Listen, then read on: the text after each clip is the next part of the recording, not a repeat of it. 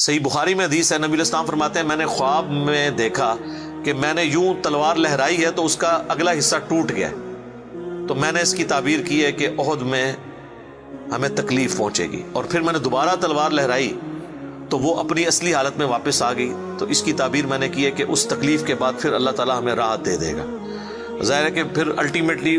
شکست جو ہے وہ فتح شکست میں بدلی، اور پھر شکست سے دوبارہ سے سروائیول تو کم از کم ہوگی، اگرچہ کئی انصاری اصحاب جو ہیں وہ شہید ہوئے، مدینے کا کوئی گھر نہیں بچا تھا جس میں میت نہ ہو، ایک غم کا عالم تو تھا۔ مہاجرین میں سے بھی حضرت حمزہ بن عبد المطلب، ان کا غم ہی رسول اللہ کے لیے بہت بڑا تھا، وہ آپ کے بھائیوں کی جگہ بھی تھے اور چچا بھی تھے، دودھ بھی تھے، رضاعت کا رشتہ بھی تھا ان سے، بھائی والا بھی، آرمی چیف بھی تھے، بدر میں بھی احد کے اندر بھی، تو حضور کے لیے وہ بھی غم بہت تھا۔ حضرت حمزہ بن عبد المطلب کا غم اتنا بڑا غم تھا کہ صحیح بخاری میں ایک پورا چیپٹر ہے غزوہ احد کے چیپٹر کے اندر نا، اس کا عنوان ہی ہے حضرت حمزہ بن عبد المطلب کی شہادت، اور اس میں وہ لمبی حدیث ہے وحشی کے بارے میں۔ دو تابعین جو ہے وہ وحشی کو ملنے کے لیے جاتے ہیں، وہ شام میں شفٹ ہو چکے ہوتے ہیں، اور ان سے جا کے حضرت حمزہ کا قتل کے بارے میں پوچھتے ہیں، تو وحشی بتاتے ہیں کہ جی میری یعنی ڈیوٹی لگائی گئی تھی جبیر بن مطعم کی طرف سے۔ خیر وہ جبیر بن مطعم بعد میں وہ بھی مسلمان ہو گئے، وہ بھی صحابی ہیں، اور ہند جو بیوی تھی ابو سفیان کی، اس نے اپنے باپ کا بھائیوں کا بدلہ لینا تھا، تو وہ کہتے ہیں میں ایک پتھر کے پیچھے چھپ گیا اور میں انتظار میں رہا کہ میں موقع ملتے ہی، سامنے آ کے وہ نہیں لڑا، اس نے چھپ کے جو ہے نا وہ نیزے کا وار کیا، اور وہ کہتے ہیں ناف والی جگہ پہ میں نے نیزہ مارا اور وہ آر پار ہو گیا، اس کی وجہ سے حضرت حمزہ کی ڈیتھ ہو گئی۔ اور پھر کہتے ہیں میں جب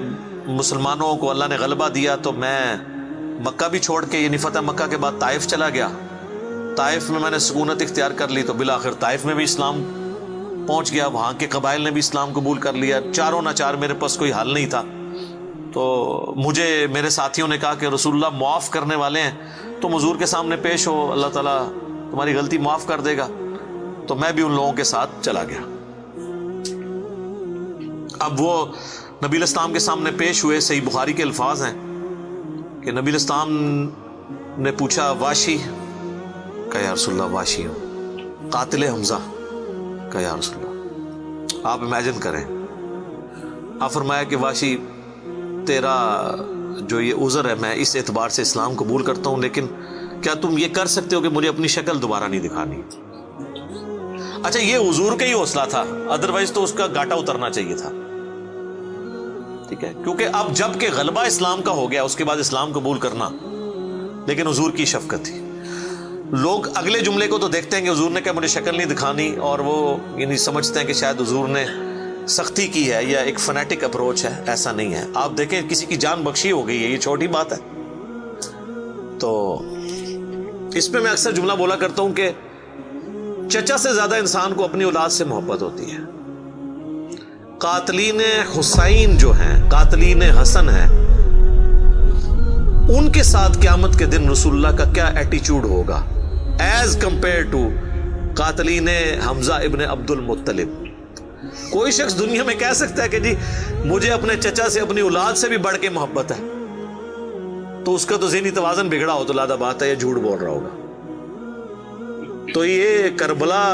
جو ہے یہ کوئی چھوٹی چیز نہیں میرے بھائیوں، اور اس سے یہ بھی پتا چلا کہ غم کبھی بھی ہلکا نہیں ہوتا۔ فتح مکہ کے بھی بعد کی یہ بات ہے، یعنی حضرت حمزہ کی شہادت کو کم از کم 5 سال تو گزر چکے تھے۔ 3 ہجری میں غزوہ احد ہوئی ہے اور 8 ہجری میں فتح مکہ، اس کے بھی بعد کا واقعہ ہے، یہ 8 کا بھی ہو سکتا ہے 9 کا بھی، چلو کم از کم بھی 5 سال۔ کسی نے حضور کو مشورہ نہیں دیا کہ سوگ تو 3 دن تک ہوتا ہے، لیکن یہ سوگ حمزہ نہیں تھا، یہ غم حمزہ تھا۔ ہم اختلاف کرتے ہیں سوگ حسین سے، غم حسین تو قیامت تک جاری رہے گا، جس میں یہ پیٹنے والا ماتم والا معاملہ نہ ہو، بلکہ حسین علیہ السلام کی اس دعوت کو یاد کیا جائے۔ خیر حضرت وحشی کہتے ہیں، ظاہر ہم تو ان کا احترام سے نام لیں گے، صحابی تو ہیں، وہ کہتے ہیں کہ مجھے پوری زندگی اس بات کا غم تھا اور میں اللہ سے دعا کرتا تھا کہ اللہ مجھ سے نہ کوئی بڑا کام کروانا ہے۔ تو بخاری کے الفاظ ہیں، وہ کہتے ہیں جب مسیلمہ کذاب نے دعوی نبوت کیا تو میں نے اللہ سے دعا مانگی کہ اللہ میں نے اسلام کے سب سے بہترین شخص کو قتل کیا تھا، یعنی حمزہ کو، اس میں کوئی شک نہیں ہے، میرا تو اجتہاد ہے، اگر حضور کی وفات کے وقت حضرت حمزہ زندہ ہوتے نا تو پہلا خلیفہ حضرت حمزہ نے بننا تھا، کیونکہ خلفائے راشدین جب موجود تھے، جب تک خلیفہ راشد نہیں وہ بنے تھے ابو بکر، عمر، عثمان و علی، ان کی موجودگی میں بھی حضور نے اپنا آرمی چیف حضرت حمزہ کو بنایا ہوا تھا۔ بدر میں حضرت ابو بکر، عمر، عثمان و علی میں سے تو کوئی نہیں تھا حضور کی طرف سے آرمی چیف، یا حضور ظاہر ہے حضور علیہ السلام کو تو میدان جنگ میں وہ نہیں آنے دیتے تھے، خیمہ پیچھے لگاتے تھے۔ احد میں تو چونکہ کافر آپ کے خیمے تک پہنچ گئے نا، اس لیے پھر آپ کو فرنٹ سے لیڈ کرنا پڑا، ادروائز بدر و احد میں آپ خود آگے جا کے نہیں لڑے۔ اور حنین کے موقع پر بھی 12,000 کا لشکر تھا اور صرف 80 بندے رہ گئے تھے، صحیح بخاری میں آتا ہے 12,000 میں سے، اور حضور اکیلے آگے جا رہے ہیں۔ اور پھر آپ کی دلیری کی وجہ سے آپ نے، بخاری کے الفاظ ہیں، آپ نے زمین سے یوں مٹھی بھری مٹی کی اور یوں کافروں کی طرف بھیجی، اور قرآن میں اس کا ذکر ہے وَمَا رَمَيْتَ إِذْ رَمَيْتَ وَلَكِنَّ اللَّهَ رَمَىٰ، اے نبی جب تم نے وہ کنکریاں پھینکی تھی وہ تم نے تو نہیں پھینکی تھی، وہ تو اللہ نے پھینکی تھی، بس وہ مبارک ہاتھوں کی برکت تھی۔ جب آپ نے یوں مٹی پھینکی تو سامنے جو قبیلہ حوازن کے لوگ جن کے تیروں کا مقابلہ کوئی نہیں کر سکتا تھا، ہر ایک کی آنکھ تک وہ کنکر پہنچا، وہ اندھے ہو گئے، اور حضور فرنٹ سے لیڈ کرتے ہوئے انا النبی لا کذب، میں نبی ہوں اس میں کوئی شک نہیں، میں عبد المطلب کا بیٹا ہوں اس میں کوئی شک نہیں، یہ آپ علیہ السلام یہ اشعار پڑھتے ہوئے آگے گئے۔ تو نبی صلی اللہ علیہ وآلہ وسلم کے لیے حمزہ ابن عبد المطلب کی بڑی اہمیت تھی۔ تو اب واشی کہتا ہے جب مسیلمہ کذاب نے دعوی نبوت کیا تو میں نے اللہ سے دعا مانگی۔ دیکھیں اللہ تعالیٰ سب کی دعائیں سننے والا ہے، اور میں نے کہا یا اللہ مجھے موقع دے، میں اسلام کے بہترین شخص کو میں نے قتل کیا ہے تو میں اسلام کے بدترین دشمن کو بھی میں ہی قتل کروں۔ دیکھیں اسلام کا بدترین دشمن وہی ہو سکتا ہے نا جس نے دعوی نبوت کیا ہو اور مسلمانوں کی جمعیت توڑ دی ہو اس وقت میں جب حضور کی ڈیتھ ہو چکی ہے، لیڈر جا چکا ہے، اور پیچھے مینجمنٹ کو کمزور کرنے والی بات ہے ہزاروں لوگوں کا مرتد ہو جانا۔ تو وہ کہتے ہیں کہ میں جب جنگ یمامہ کے لیے ندا کی گئی تو میں بھی اس لشکر میں شامل ہوا، اور میں نے اپنے وہی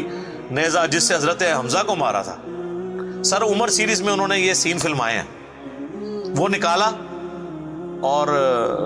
اللہ سے مانگا، اور کہتے ہیں میں نے دیکھا کہ وہ گھنگریالے بالوں والا جو ہے وہ اونٹ کی رنگت کا اس کا جسم وہ دیوار کے ساتھ ٹیک لگائے ہوئے کھڑا ہے۔ تو میں نے پوچھا کہ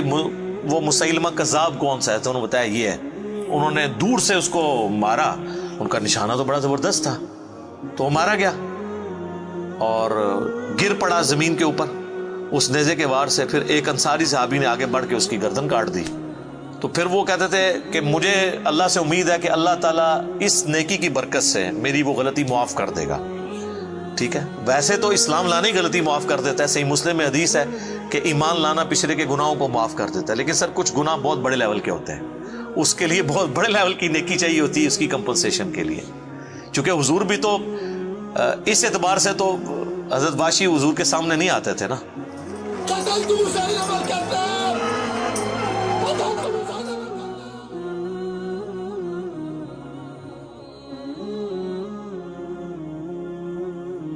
اور یہ کتنی بڑی ان کے لیے تکلیف دہ چیز تھی کہ جس نبی کا کلمہ پڑھا ہے وہ کہہ رہے ہیں مجھے شکل نہیں دکھانی۔ آپ اس تکلیف کو سوچ سکتے ہیں۔ ہاں اب میں یہ سمجھتا ہوں، اللہ سے امید کرتا ہوں کہ قیامت والے دن حضرت واشی حضور کے سامنے اس اعتبار سے پیش ہو سکتے ہیں کہ مجھ سے یہ غلطی ہوئی تو یا رسول اللہ دیکھیں آپ کے سب سے بڑے دشمن کو بھی میں نہیں قتل کیا، تو یہ بہت بڑی سعادت ان کو ملی۔ رضی اللہ عنہم اجمعین وعلیہم السلام۔ صلاۃ بر محمد وآل محمد، اللہم صلی علی محمد وعلی آل محمد واصحابہ اجمعین الی یوم الدین۔